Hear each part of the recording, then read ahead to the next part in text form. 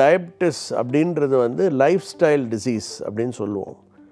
நம்மளுடைய நாடு முன்னேறும் பொழுது நம்மளுடைய வாழ்க்கை தரம் உயர உயர நம்மளுடைய உடற்பயிற்சிகள், நம்ம சாப்பிடக்கூடிய உணவு முறைகள் எல்லாம் மாறுபட்டு போகுது. இதுதான் இதனுடைய வெளிப்பாடு தான் டயபெட்டிஸுடைய எபிடமிக். இது வந்து டயபெட்டிஸ் அப்படின்னா பிளட்டினுடைய சுகர் அளவு வந்து ஒரு லெவலுக்கு மேலே அதிகமாக இருக்கிறது.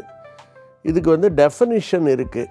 வெறும் வயிற்றில் பார்க்கக்கூடிய சுகர் 126 இருந்தால் அதுக்கும் மேலே இருந்தால் சுகர் அப்படின்னு சொல்லுவோம். ஏதாவது காலகட்டத்தில் சுகர் பார்க்கும் பொழுது 200க்கு மேலே இருந்தாலும் அது டயபெட்டிஸ் தான். சாப்பிட்டுட்டு 2 ஹவர் பொறுத்து எடுக்கக்கூடிய சுகர் 180க்கு மேலே இருந்து 200க்குள்ளே ஒரு 200க்கு மேலே இருந்தாலும் சுகர் தான்.